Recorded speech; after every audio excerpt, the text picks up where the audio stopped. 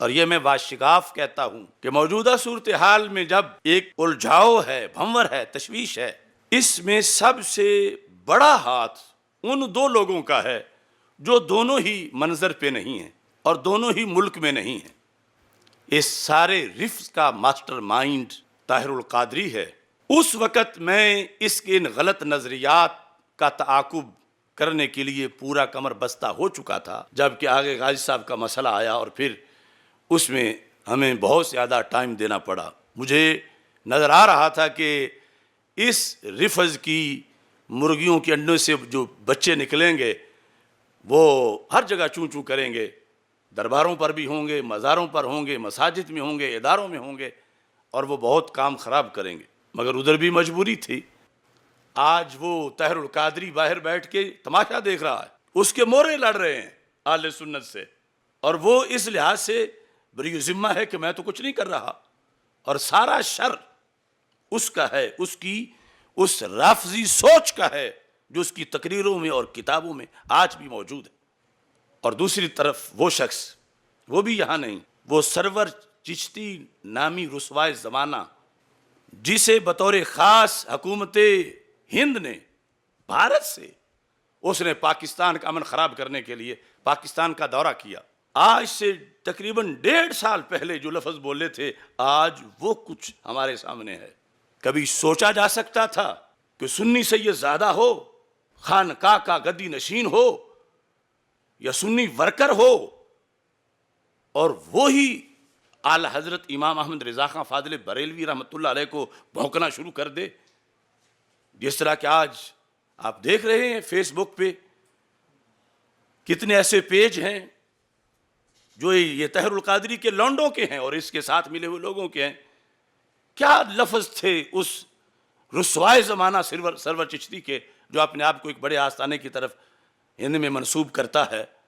ایک طرف فکر حسین والے ہیں اور دوسری طرف فکر رضا والے ہیں، ایک طرف اہل سادات ہیں اور دوسری طرف اہل مدارس ہیں، اور ہم فکر حسینی والے ہیں اور ہم اہل سادات جو ہیں، ہم نے ان لوگوں کا مقابلہ کرنا ہے۔ یہ اس نے ٹارگٹ دیا تھا، اور یہ کتنا بڑا ظلم تھا کہ جو فکر حسینی اور فکر رضا کو مقابلے میں بیان کر رہا تھا، اس جملے میں اول سے آخر تک رفظ بھرا ہوا ہے۔ وہ فکر رضا نہیں جو فکر حسینی سے ٹکرائے، اور وہ فکر حسینی نہیں جو فکر رضا سے ٹکرائے۔ یقیناً فکر حسینی مقدم ہے، شروع سے آ رہی ہے، لیکن جس حق کا نام فکر رضا پڑا اسے ہی پہلے فکر حسینی بھی کہا جاتا تھا۔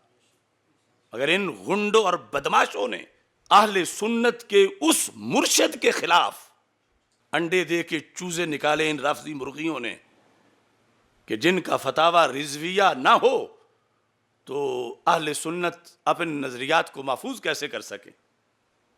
انہوں نے مکتوبات شریف کے خلاف لوگوں کو تیار کیا۔